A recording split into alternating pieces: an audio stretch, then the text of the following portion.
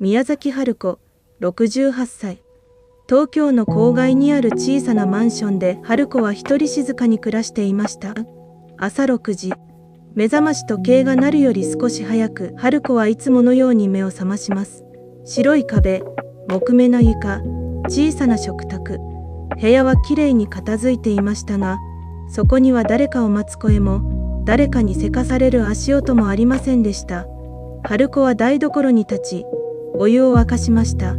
トーストを1枚焼き、薄いコーヒーをまずカップに注ぎます。食卓の隅に置かれた写真立てには、若い頃の春子と、小学生だった娘の美咲が写っていました。写真の中の美咲は、母の腕にしがみつきながら、まっすぐ笑っています。けれど今の春子は、その笑顔を見るたびに胸の奥が少し痛むのでした。春子は昔、料理人でした。ただ料理を作る人ではありません。小さな店から始まり、やがて多くの客が足を運ぶようになった、知る人ぞ知る料理人でした。春子の料理は派手ではありませんでした。けれど、食べた人の心を静かにほどくような、不思議な温かさがありました。疲れた人が少し笑い、一人で来た客が帰り際に深く頭を下げる。そんな料理を、春子は何十年も作ってきたのです。けれど、その間に春子は大切なものを少しずつ見失っていました。厨房に立つ時間が長くなるほど、家に帰る時間は遅くなりました。客の笑顔を守ろうとするほど、娘の寂しさに気づけなくなっていきました。今の春子は、駅前の小さなフレンチレストランで皿洗いの仕事をしています。誰も、彼女の過去を知りません。誰も、彼女がかつて厨房でどれほど真剣に生きていたかを知りません。春子自身もそれでいいと思っていました。朝食を終えた春子は仕事用のエプロンを布のバッグに入れました。玄関へ向かう前、ふと台所の引き出しを開けます。箸を取ろうとしただけでした。けれどその奥にしまっていた古い包丁がかすかに音を立てて前へ滑りました。春子の指先がその包丁の柄に触れました。その瞬間、遠い記憶がよみがえりました。湯気の立つ厨房、客席から聞こえる小さな笑い声、料理を口にした人が言葉をなくして静かにうなずく顔、そして、店の隅で母の帰りを待っていた幼い美咲の姿。包丁は、まだ春子の手に馴染む重さをしていました。けれどその重さは誇りではなく後悔のようにも感じられました。春子は包丁をそっと奥へ戻しました。そしてもう一度、写真立てに目を向けます。写真の中の美咲は、今も変わらず母を見上げて笑っています。春子は声にならないほど小さく、胸の中で娘に謝りました。それは何年も心の奥にしまっていた、遅すぎる母の言葉でした。春子はバッグを肩にかけ、玄関のドアを開けました。マンションの廊下には、他の家の生活の音が少しだけ聞こえていました。どこかの部屋で子供が笑い、エレベーターが低くなります。春子はその音を聞きながら、静かに歩き出しました。今日も、ただ皿を洗うだけ。そう思っていた春子の指先には、まだ古い包丁の記憶が残っていました。春子が働くフレンチレストランは、駅から少し離れた静かな通りにありました。大きな店ではありません。けれど、ガラス張りの入り口と落ち着いた照明が、少し特別な場所のように見せていました。開店前の厨房には、いつも金属の音が響いています。鍋が置かれる音、水が流れる音、スタッフが急ぎ足で行き来する音。その中で春子は、流し台の前に立ち、黙って皿を洗っていました。白い皿についたソースを落とし、グラスの曇りを拭き取り、銀色のカトラリーを一本ずつ並べます。誰かに褒められる仕事ではありません。けれど春子は、皿がきれいでなければ料理は完成しないと知っていました。だから、どんな皿にも手を抜きませんでした。その日、新しい料理長が厨房に入りました。フランスから来た若いシェフで、名前はルカと言いました。30代半ばで背筋がまっすぐ伸び、自分の腕に強い自信を持っている人でした。ルカは厨房を見渡すと、すぐに細かな指示を出し始めました。声は大きく、動きは速く、誰もが彼の機嫌を伺っていました。春子は流し台の前でいつも通り皿を洗っていました。昼の仕込みが進む頃、若いスタッフがソースの味で迷っていました。少しだけ酸味が強く、魚の香りと合っていませんでした。春子はそれに気づきました。長い間眠らせていた感覚が、鼻の奥で静かに目を覚ましたのです。春子は控えめに、火を少し弱めることと、香りを丸くする方法を伝えようとしました。しかし、その言葉が終わる前に、ルカの表情が冷たく変わりました。彼は春子を料理人としてではなく、流し台の横にいる年老いた皿洗いとして見ていました。そして厨房の空気が止まるほど彼女の口出しを強く笑ったのです。春子は何も言い返しませんでした。ただ、手の中の皿を落とさないように、そっと水の中へ戻しました。若いスタッフたちは目をそらしました。誰かが助けてくれるわけでもありません。流し台の水音だけが、さっきより大きく聞こえました。春子は自分の胸の奥で、古い扉が閉まる音を聞いた気がしました。かつて厨房の中心に立っていた名前、何人もの客が覚えてくれていた味、弟子たちが背中を見て学んでくれた日々、それらは今、この場所では何の意味もありませんでした。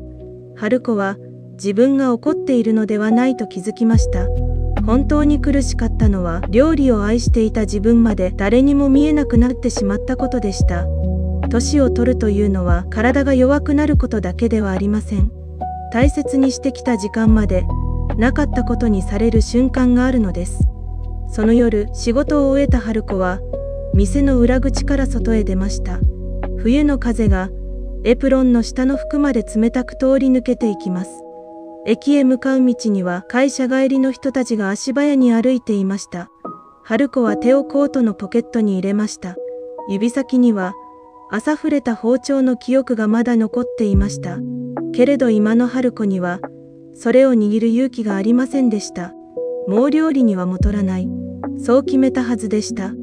でも、厨房で聞いたあの笑い声は春子の心に小さな傷を残しました。その傷はただ痛むだけではなく、眠っていた何かを静かに揺らし始めていました。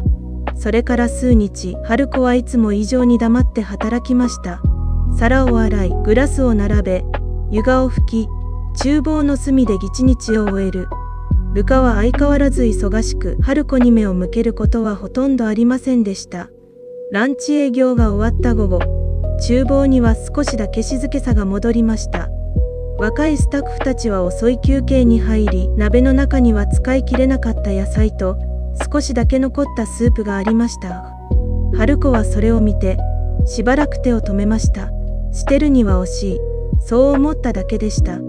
春子は誰にも聞かれないように、残った野菜を小さく刻み、鍋に入れました。味を整える手つきは、皿洗いのそれではありませんでした。火加減を見て、香りを聞き、湯気の向こうにある味を思い浮かべる。その姿は、忘れられた料理人が、ほんの一瞬だけ帰ってきたようでした。最初にそれを口にしたのは、若い女性スタッフでした。休憩室へ持っていくつもりだった小さなまかないを彼女は何気なく一口食べました。そして、すぐに表情を変えました。そこに驚くような高級食材はありません。見た目も地味であり合わせの一皿でした。けれど、舌に広がる味は優しく、疲れた体にすっと染み込むようでした。女性スタッフは思わず春子を見ました。その目には、どうしてこんなに美味しいのかと尋ねるような光がありました。春子は困ったように笑うだけでした。昔のように得意げになることはありません。ただ、鍋の縁についたスープを拭き取りながら、胸の奥で小さな波が立つのを感じていました。そのまかないは、すぐに他のスタッフの間にも広がりました。忙しい厨房に、少しだけ柔らかい空気が生まれました。誰かが疲れた顔でうなずき、誰かがもう一口だけと器を差し出します。春子はその光景を見ながら、幼い美咲のことを思い出しました。昔、美咲が風邪をひいた夜、春子は仕事から帰って、小さな鍋で柔らかいスープを作りました。美咲は眠らそうな目でそれを飲み、少しだけ笑いました。その笑顔が、今でも春子の胸に残っていました。春子は、料理が人を満たすものだと知っていました。でも、同時に料理のために失ったものがあることも、誰より知っていました。だからこそ、鍋からたちのボル湯気を見つめる目には、懐かしさと痛みが重なっていました。その日の夕方、厨房の空気はいつもと少し違っていました。春子が作ったまかないの話は、店長の耳にも入りました。けれど春子は、それを大げさに受け止めませんでした。ただ、流し台に戻り、いつも通り皿を洗いました。自分はもう料理人ではない、そう思おうとしました。けれど、スタッフたちの小さな笑顔は、春子の心の奥にしまい込んだ日を、ほんの少しだけ明るくしていました。そして、その日はまだ誰にも見えないところで、静かに燃え始めていたのです。翌週、店には大切な予約が入っていました。料理評論家ではありません。けれど、店の今後を左右するかもしれない常連客と、その紹介で来る新しい客たちでした。ルカは朝から神経を尖らせていました。厨房にはいつもより張り詰めた空気がありました。スタッフたちは声を低くし、動きを早め、誰も余計なことを言いませんでした。春子は流し台のそばで皿を整えながら、その緊張を静かに感じていました。ルカはメイン料理のソースに強いこだわりを見せていました。香り高く、美しく、力のある味。それは確かに立派なソースでした。けれど春子には、ほんの少しだけ気になるところがありました。魚に合わせるには、香りが前に出過ぎている。このままでは、素材の優しさが消えてしまう。そう感じたのです。春子は迷いました。先日のことが胸に残っていました。また笑われるかもしれません。また、皿洗いが口を出すなと思われるかもしれません。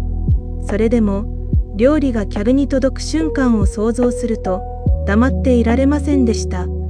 春子はできるだけ静かな声で香りを少しだけ和らげる方法を伝えようとしました。ほんの一言でよかったのです。火を少し落とし、甘みを急がせないこと。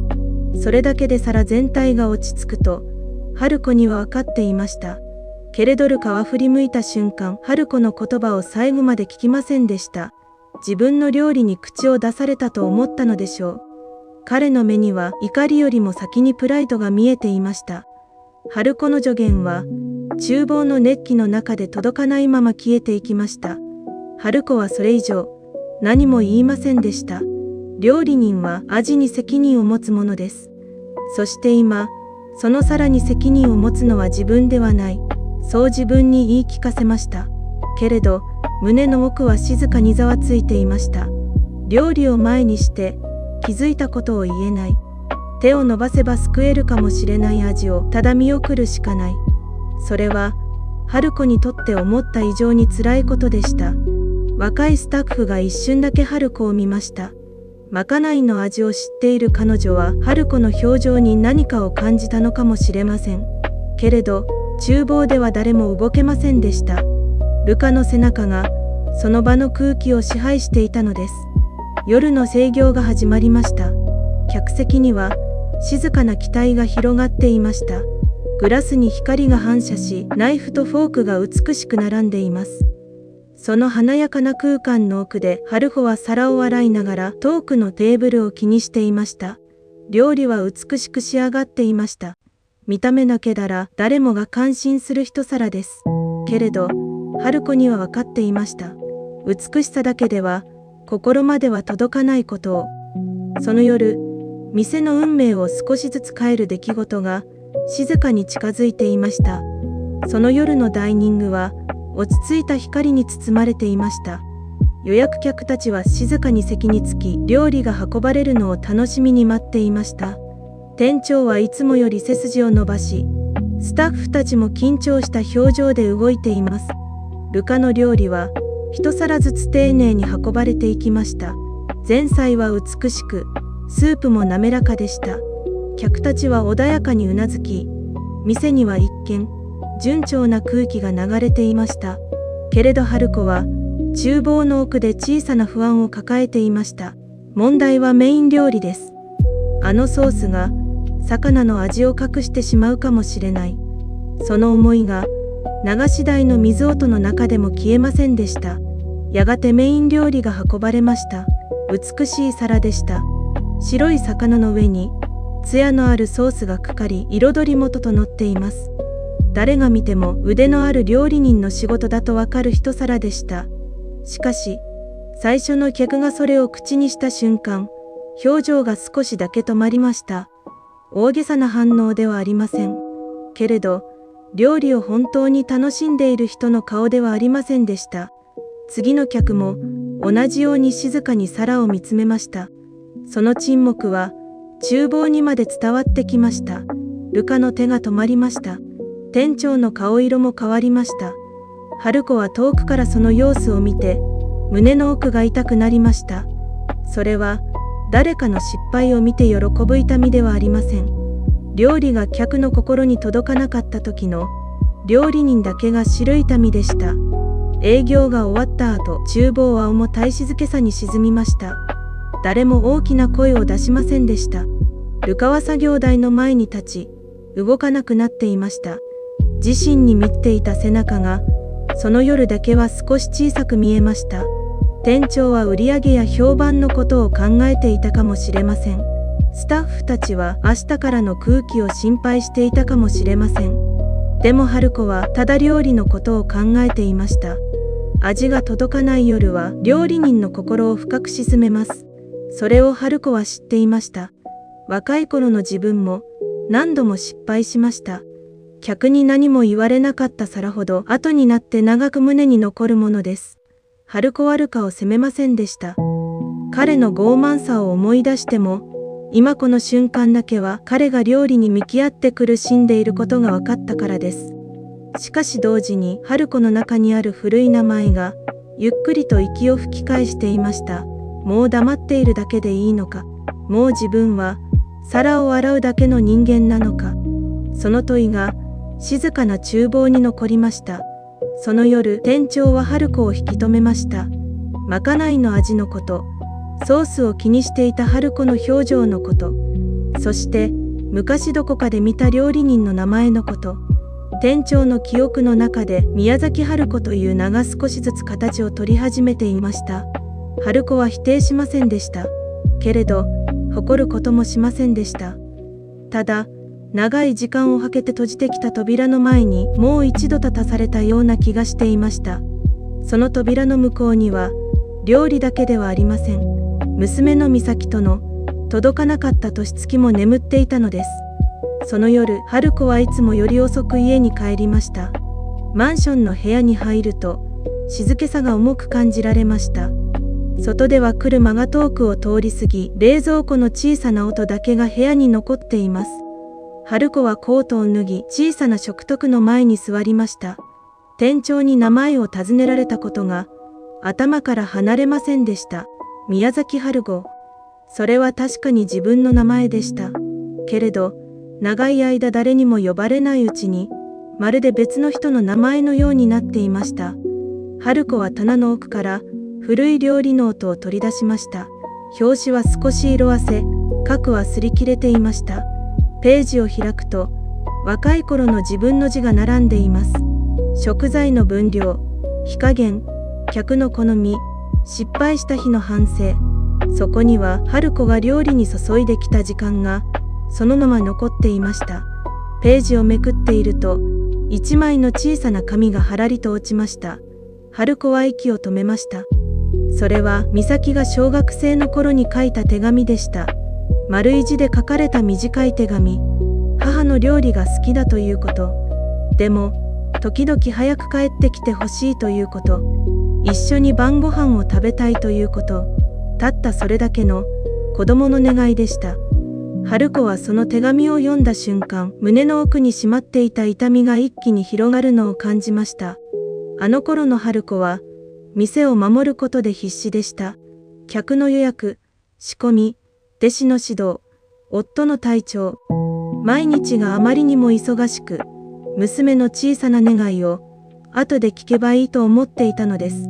けれど、後でという時間はいつの間にかなくなっていました。美咲は成長し、春子に何も求めなくなりました。やがて連絡も少なくなり、母と娘の間には言葉では埋められない距離ができてしまいました。春子は手紙を胸に当てました。料理で多くの人を喜ばせてきた。けれど、一番食べて欲しかった人に、一番伝えたかった思いを届けられなかった。その事実が、今になって春子の心を深く揺らしました。春子は涙をこらえながら、ノートの最後のページを開きました。そこには、昔、美咲のために作っていた一皿のメモが残っていました。体が弱かった夫にも、忙しくて泣きそうだった自分にも、そして幼い美咲にも作った優しい味の料理でした。高価な食材ではありません。特別な技法でもありません。でも、家族のためだけに作っていた味でした。春子はそのページを見つめながら、初めて思いました。もしもう一度だけ料理を作るなら、有名な客のためではなく、美咲のために作りたい。届かなかった言葉の代わりに、あの子の心へそっと置ける一皿を作りたい。翌日、店に入った春子はいつもと同じように皿を洗いました。けれど、心の中は少し違っていました。逃げていた過去に少しだけ向き合ったからです。その日の午後、店長が春子にそっと声をかけました。近いうちに特別な予約が入っているという話でした。客の名前を聞いた瞬間、春子の時間は止まりました。予約表にあった名前は美咲でした。何年もまともに会えなかった娘がこの店に来る。しかも母がここで皿を洗っていることを知らずに、春子は言葉を失いました。運命というものが本当にあるのなら、それはいつも大きな音を立ててくるわけではありません。時には一枚の予約表の上に静かに置かれているのです。美咲が来る夜、春子は朝から落ち着きませんでした。いつも通り皿を洗い、厨房を整え、スタッフの邪魔にならないように動きました。けれど心の奥では、何度も同じ名前が響いていました。美咲。幼い頃、母の料理を嬉しそうに食べてくれた娘。大人になってから、少しずつ言葉が減っていった娘。そして今、母が皿洗いとして働くこの店に、客として来る娘。夕方、店の扉が開きました。美咲は落ち着いた服装で入ってきました。春子が覚えている幼い面影は、もうありません。けれど、ふと横を向く仕草や、少し緊張すると指先を重ねる癖は、昔のままでした。春子は厨房の入り口近くで立ち止まりました。美咲はまだ母に気づいていません。その距離は数メートルしかないのに、春子には何年分もの距離に感じられました。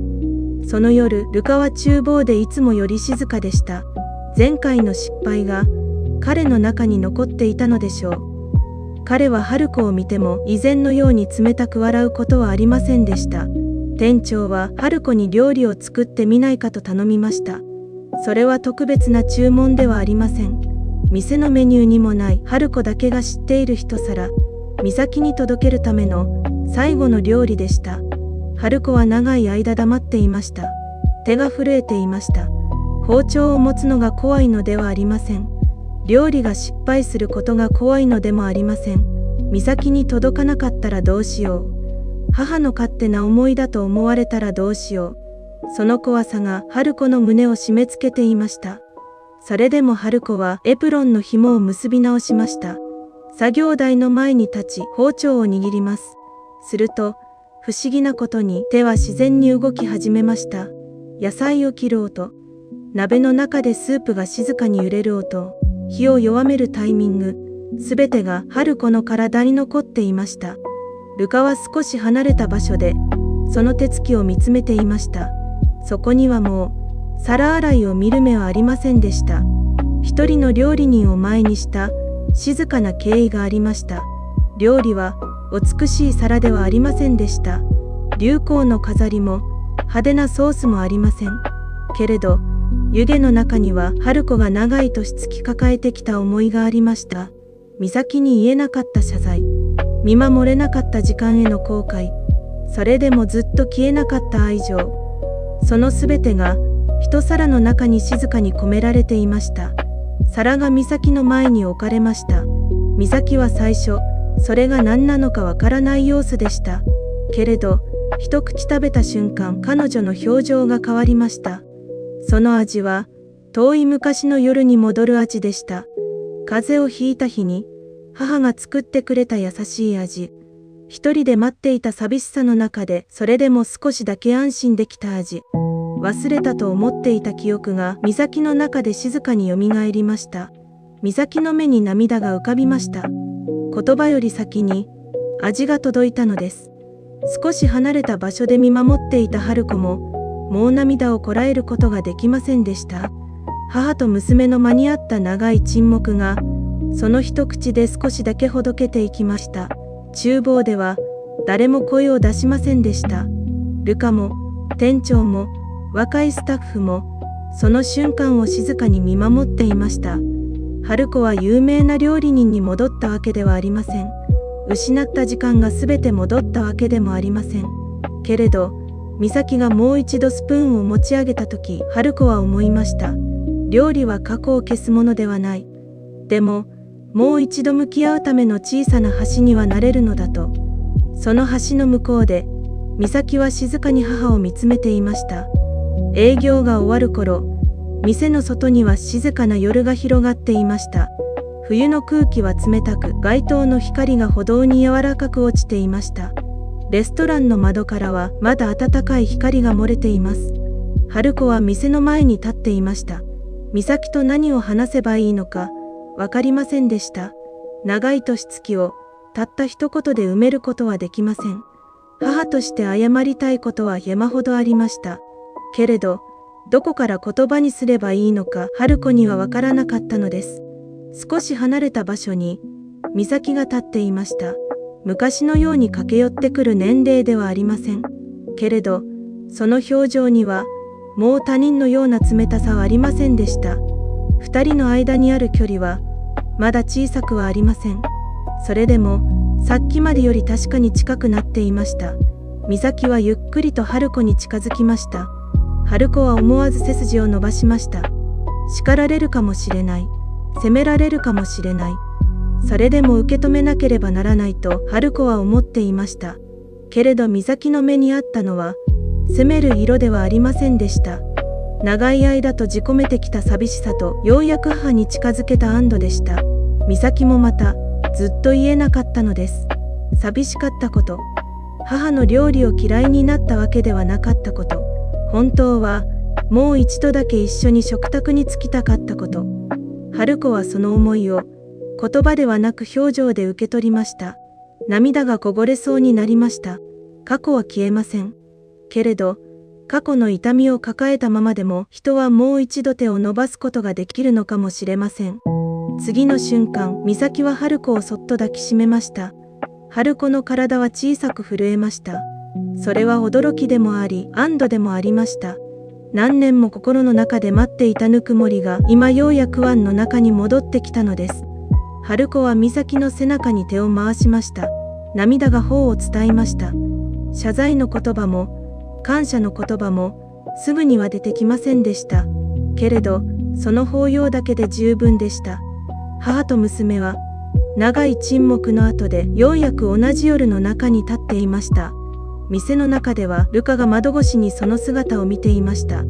彼の表情は静かでした。春子を見下していた自分を恥じるようでもあり、本当の料理とは何かを初めて知ったようでもありました。料理は腕前だけではありません。誰かを思い、誰かの心に届くこと。